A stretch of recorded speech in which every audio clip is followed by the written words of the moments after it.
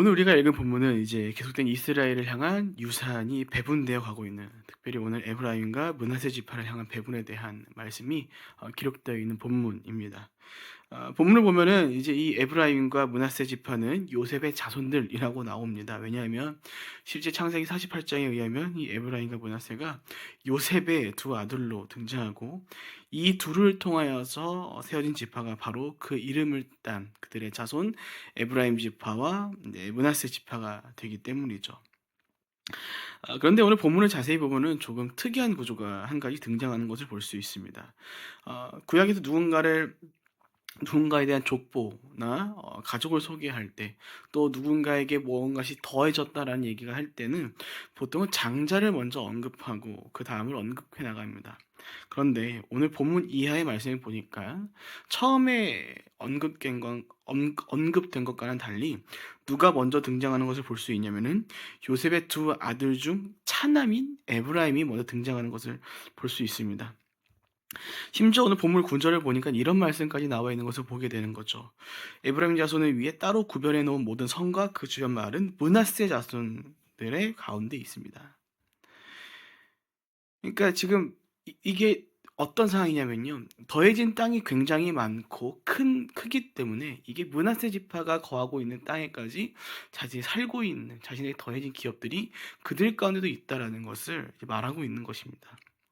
그러니까 이러한 것들을 통해 우리가 알게 되는 것은 이제 과거 요셉의 차남인 에브라임으로부터 비롯된 이 지파가 장남으로부터 비롯된 므낫세 지파보다 더 좋은 것들을 또 더 많이 받게 되었다라는 것을 우리가 알게 되는 것입니다.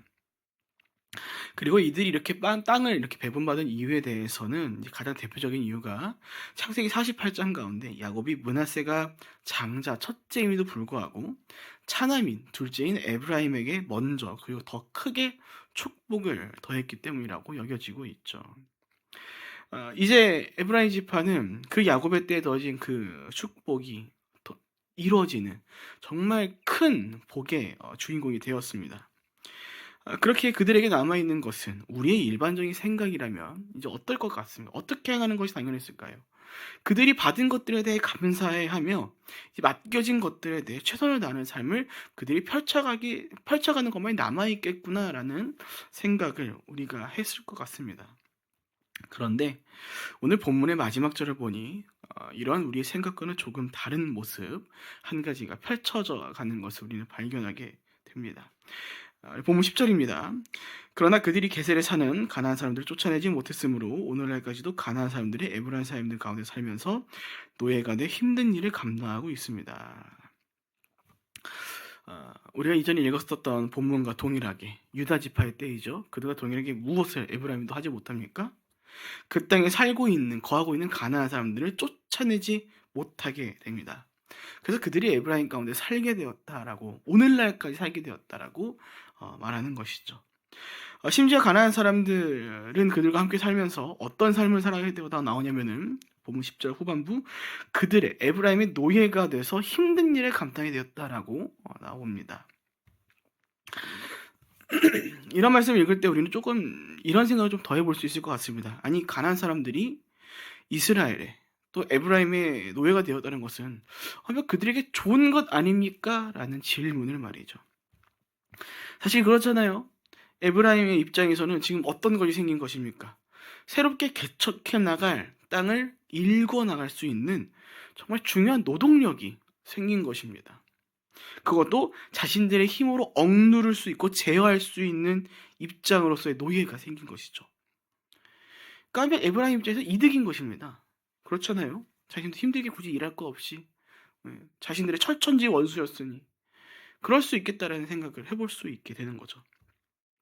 그런데 사실 에브라임의 입장에서 이 가나안 사람들을 노예로, 종으로 부리는 일은 사실 굉장히 결코 좋지 않은 일이었다라는 것을 우리는 발견하게 됩니다. 이는 몇 가지 성경적인 이유에서인데, 첫째는 이스라엘 역시 과거에 애굽의 이집트의 종으로 살았던 적이 있었기 때문입니다. 그러니까 이스라엘 과거가 지금 이제 가나안 사람과 똑같은 입장이었던 때를 그들은 기억하고 있어야 하는 것이죠. 그래서 그들은 이 노예 삶이 얼마나 힘든지를 알고 있을 것이 분명했을 것입니다. 그런데 그들이 지금 어떤 모습을 펼쳐가게 되는 겁니까? 과거 자신들을 억압했던 이집트의 입장이 되어서 억압당하고 착취당하는 것이 얼마나 힘들고 불공평한 일인지를 잘 아는 그 이스라엘이, 에브라임이 이제 갑자기 어느덧 다른 사람들을 자신들과 똑같은 입장으로 대하는 가해자의 입장이 되어버린 것입니다. 그러니까 우리의 삶도 그렇잖아요. 이제 건강한 생각을 갖고 있는 사람들이면은, 나의 과거의 삶이 억압받고 힘든 삶을 살았다면 우리는 어떤 생각을 갖곤 합니까? 나는 그러지 말아야겠다라는 생각을 보통 하기 마련이죠.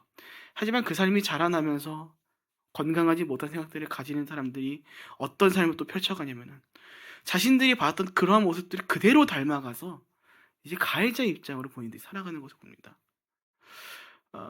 저 같은 경우는 이전에 함께 나눴었지만, 저는 제 중고등학교 때 시절이 제 장애로 말미암아 학교 폭력의 대상으로 살았습니다. 얼마나 힘들었겠습니까? 진짜 말로 어떻게 표현할 수 없는, 정말 당시에는 큰 고통들을 겪었죠. 근데 그런 시간들을 통해서 하나님께 감사한 거는, 저에게 더한 받은 생각들이 무엇이냐면은, 난 저렇게 살지 말아야겠다라는 생각들이 가득했습니다.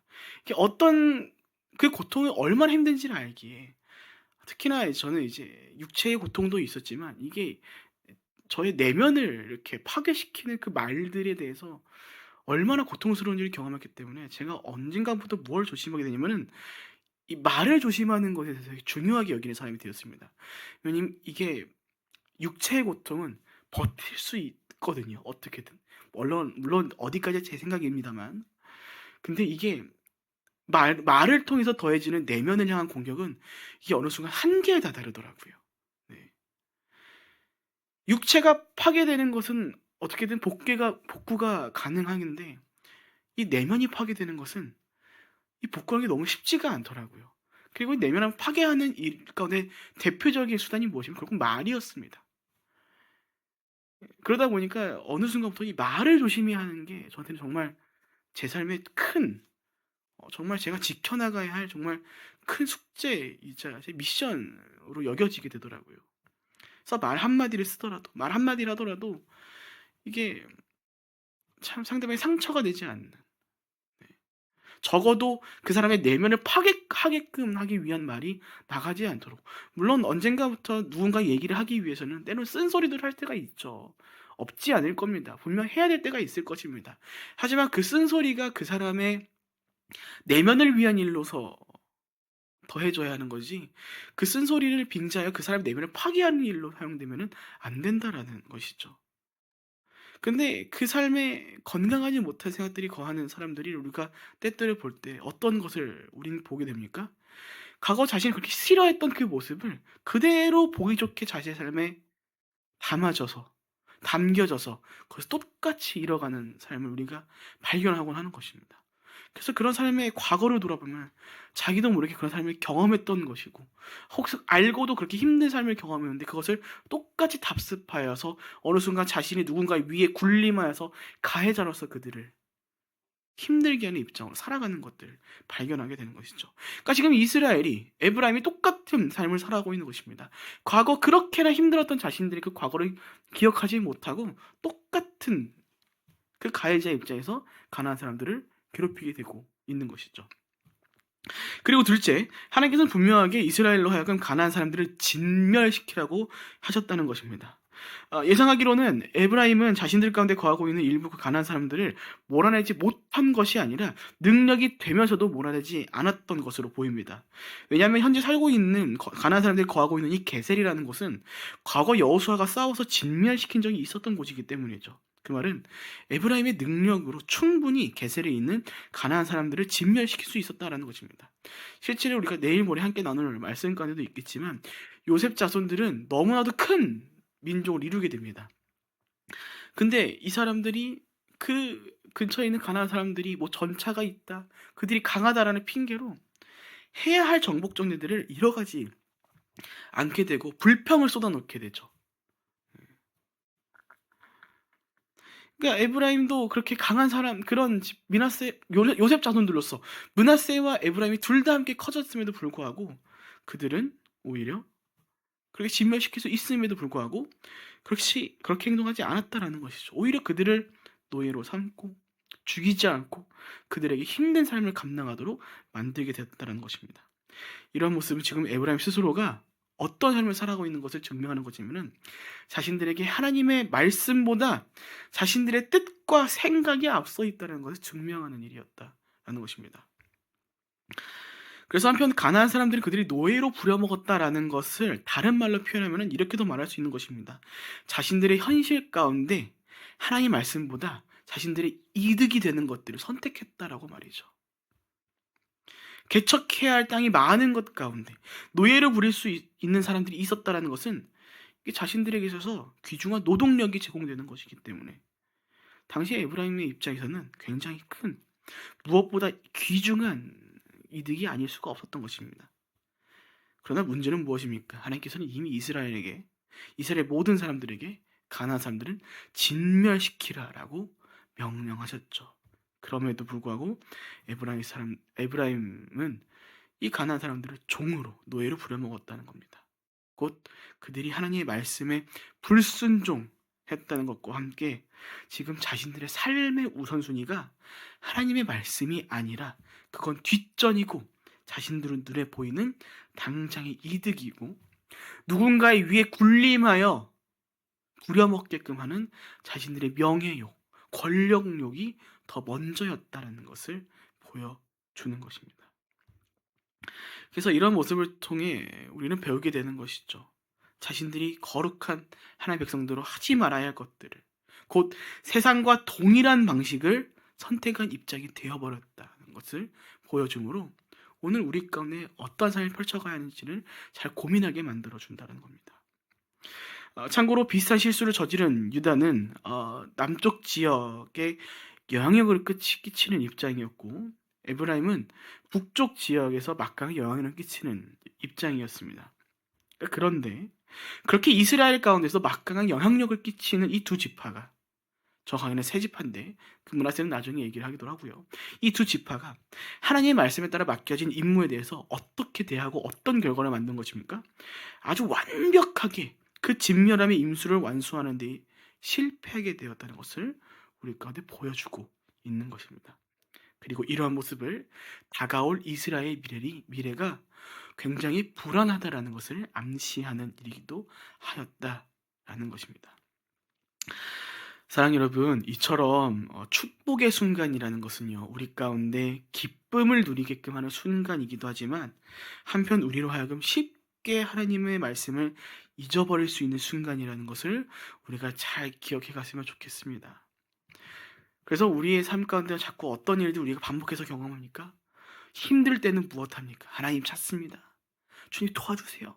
살려주세요. 그렇게 기도해서 어찌 해가지고 하나님 그 어려움들 해결해 주셨어요. 그럼 우리 또 어떻게 살아갑니다? 잠깐 하나님께 감사합니다. 그리고 또 잊어버려요. 기도의 자리에 나오지 않습니다. 내게 맡겨진 것들에 충성을 더해가지 않습니다. 다 잊어버리고 받은 복은 다 잊어버리고 지금 내 삶에 펼쳐가야 될 것들에만 집중함으로 또 하나님이 잊어버린 삶을 살아가고 오늘 에브라임처럼 내 눈에 앞에 보이는 이득들만을 취하기 위한 삶을 자꾸만 살아가죠. 그럴 때 한 번씩 하나님께서 어떤 일들을 더해 가십니까? 브레이크를 거시죠. 또 누가 거기에 간섭합니까? 사단도 결국 그 틈을 놓치지 아니하고 우리 가운데 계속해서 잘못된 선택을 더해가도록 그 잘못된 선택이 우리 눈에 볼 때 포기하지 못할 만큼 달콤한 것들로 보이도록 그 선택의 여지를 우리 가운데 더해간다는 것입니다. 그래서 하나님을 포기하고 당장의 눈앞에 이득을 선택해 가도록 그로 인해 나의 삶에 이것들이 나의 현실 가운데 좋다고 여기는 것들을 결국 취하고 선택해 가도록 우리를 유혹해 간다는 것이죠. 하지만 그 실체는 무엇입니까? 하나님의 말씀을 잊어버리는 하나님의 말씀 가운데 불순종이라는 것이 들어가 있는 선택이었다라는 것입니다. 오늘 우리의 삶에 생각보다 이러한 선택지들이 자주 다가옵니다. 우리 대표적으로 무엇이 있습니까? 이 참 비유할 때 써먹기 참 좋은 이슈인데 이 주일 성수가 그러합니다. 물론 사랑 성도님들 오해하지 마셔야 할 것은 우리로 하여금 주일 성수를 못하게 되었다는 것이 죽을 죄를 지었다라고 말하려고 하는 것이 아니다라는 겁니다. 오해하지 마시기 바랍니다. 하지만 제가 주의 성수와 관련해서 말씀을 전할 때 강조해 가는 것이 하나 있죠. 못하는 것과 안 하는 것은 다르다라고요. 각자의 부르심에 따라 더해 주신 그 삶의 현장 가운데 부득이하게 주일 선수 못 지키는 날이 있을 수 있습니다. 하나님 그거 가지고 "야 너 죄 지었다."라고 판단하지 않으시고 정죄하지 않으십니다. 오히려 우리 가운데 담게끔 하신 그 그리스도인의 그 삶의 고백들을 가지고 그들 가운데 그것을 펼쳐지게 함으로써 하나님은 오히려 그 삶을 축복하시고 그 삶 가운데 그 용기와 힘을 불어 주시지, 그거 하루 안 지켰다 그래 가지고 우리 가운데 막 하나님 버려주실 그런 분은 아니다라는 겁니다. 그래서 이것은 타협이 아니라 나를 보내시는 그 자리에서 세상 가운데 거룩한 자들의 삶을 펼쳐갈 기회이자 자리다라는 것이죠. 하지만 나의 상황이 충분히 주의 성수를 지킬 수 있는 상황에도 불구하고 다른 것을 선택했다는 것은 한편 무엇을 말하는 것입니까? 지금 내 삶에 하나님보다 중요한 것으로 여기고 있는 것이 생겼다는, 혹은 내 눈으로 볼 때 하나님보다 먼저 선택해야 할 것이라고 여기는 것이 우리 가운데 더해졌다라는 겁니다. 그래서 지금 참 교회 가운데 다양한 자유가 생기고 해서 좋은 것들도 있겠지만 한편 안타까운 것은 이 주일 성수의 중요성이 점점 이게 퇴색되는 것처럼 보여서 참 안타까울 때가 있습니다. 우리 가운데 주일은 주님의 날로서 우리가 예수님 앞에 나와서 하나님 앞에 나와 주의 말씀 가운데 귀 기울이고 함께하는 성도들과 교제를 떡과 잔을 나누며 동시에 우리가 주님의 그 부활 가운데 참여함을 매주 기억하기 위해 그것들을 지키는 것인데, 어느 순간 이것 가운데 필요 이상의 자유가 더해지면서 주일서다 뭐 안 지켜도 된다는 식까지 얘기가 나오는 것을 보면은 참 안타까운 것을 보죠. 적어도 저 때까지는 이 주일 성수가 너무너무 중요해 가지고 이게 다른 걸로는 안 혼내도 주일 성수가 안 지키면 혼난의 일로 이어졌거든요. 근데 너무나도 큰 자유들이 언젠가부터 자유가 아니라 방종이 되어서 이 주일 성수에 대해 네 맘대로 해라는 식으로만 됐기 때문에 참 안타까움을 느끼는 것 같습니다. 근데 우리가 말씀을 보면서 분명하게 깨닫는 것이죠. 우리 가운데 축복이, 그 은혜가 더해졌다는 것은 그거 받고 누리고 끝이라는 것이 아니라 그것을 누려갈 만한 우리 가운데 더해진 책임과 본분이 분명히 이루어져야 할 것들이 있다라는 것을 우리가 발견하게 됩니다. 에브라임도 똑같습니다. 오늘 그들 가운데 크나큰 땅이 더해졌다는 것은 그들 가운데 무엇이 있다는 것입니까? 그들 가운데 그 땅을 정복해 나가야 할 주의 말씀 가운데 순종해 나갈 본분이 그들 가운데 있다는 것입니다. 하지만 그러지 아니하고 가나안 사람들 진멸시키지 않고 자신의 삶에 이득되는 것들을 선택하기 위하여 하나님의 말씀 가운데 불순종하는, 말씀 그대로 다 된 축복에 불순종을 뿌리게 되는 것이죠. 이 에브라임은 이스라엘 가운데 굉장히 중요한 위치에 가운데 거하게 됩니다. 어떤 위치 가운데까지 이르게 되냐면은 바로 왕정시대 가운데 세워지는 북이스라엘 왕인 초대 왕인 여로보암을 세우게 되는 지파가 됨으로써 이후 북이스라엘 가운데 중심인 지파가 됩니다. 그런데 문제는 무엇입니까? 그것을 시작으로 북이스라엘은 그들의 역사 가운데 단 한 번도 하나님께 순종하지 않고 죄악된 왕권과 함께 그 악한 영향력을 그들 가운데 선보여가게 되었다라는 겁니다. 여러분, 그래서 우리 삶 가운데요, 아무리 눈에 좋아 보이는 것들이 가득할지라도 그곳에 하나님이 계시지 않으면, 하나님을 향한 순종함이 없으면 그 모든 것은 결국 무엇을 위한 것들로 사용되어 가는 것입니까? 왜 각자의 삶을 거룩하게 만들기 위한 것들이 아니라 진정 하나님 주시는 복을 누리는 인생으로 만들어가는 것이 아니라 각자의 삶을 그와 달리 변질시키기 위한 것들로 사용되어 간다는 것입니다. 그래서 오늘 우리는 이 말씀을 통해 잘 기억해야 하는 것입니다.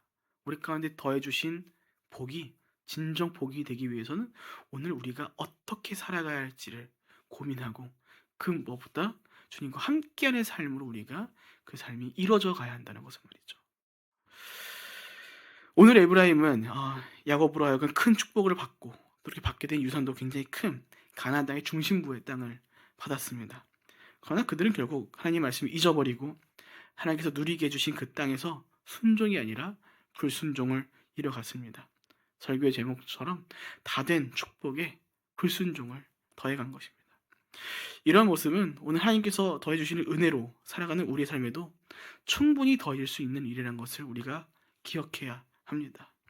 그것을 기억함으로 우리가 오늘을 살아갈 때 우리는 오늘 이 말씀들을 교훈 삼아서 오늘 우리 가운데 펼쳐진 그 선택들을 잘 분별하고 구별하여 그 모든 것들 가운데 거룩한 선택들을 이뤄갈 수 있을 것이기 때문입니다. 말씀 마칩니다. 사랑 여러분, 부디 오늘 에브라임이 더해진 축복에도 불구하고 불순종을 일어난 것처럼 우리 각자의 삶에도 이러한 순간이 더해질 수 있다는 것을 우리가 함께 기억하면서 우리가 그 하나님의 은혜 가운데 머물기에 합당한 또 하나님의 말씀에 언제나 순종해 나감을 그 무엇보다 우리가 하나님 없이 살아갈 수 없다는 것을 인정하고 기억함으로 오늘도 거룩한 순종의 삶을 펼쳐가시는 저 여러분 모두가 되시기를 주님의 이름으로 축복드립니다. 아멘. 함께 기도하겠습니다. 살아계신 하나님 아버지, 원컨대 오늘 우리가 말씀을 기억함으로 말미암아 에브라임과는 다른 우리 가운데 더해주신 그 복이 온전하게 우리 가운데 복으로서 더해지기 위하여 불순종이 아닌 하나님이 가장 우선되는 순종의 삶을 우리가 살아갈 수 있기를 간절히 기도합니다. 주님, 우리 가운데 다양한 선택지들이 오늘도 우리의 삶을 하나님으로부터 멀어지도록 만들어가려고 그 유혹을 더해갈 것입니다. 주님, 원컨대 우리를 하여금 오늘 말씀을 교훈 삼아 우리 가운데 펼쳐가는 그 삶이 불순종이 아닌 아름다운 순종을 더해가는 삶을 살아갈 수 있도록 우리와 동행하여 주셨고 우리 삶을 인도하여 주시옵소서. 그렇게 우리가 그 순종의 삶을 펼쳐가므로 말미암아 우리가 온전한 축복의 주인공이 되길 원합니다. 아버지, 오늘 기도하는 모든 자들 소리 가운데 귀 기울여 주시옵고 그 무엇보다 우리의 생각과 마음을 지켜주셔서 우리가 펼쳐가는 현실 속에서 그 무엇보다 하나님이 가장 우선인 진정 그리스도인을 부르기 합당한 삶을 펼쳐갈 수 있도록 인도하여 주시옵소서. 그렇게 우리가 오늘도 우리와 함께 하실 것을 믿고 감사하며 살아계신 예수님의 이름으로 기도합니다. 아멘.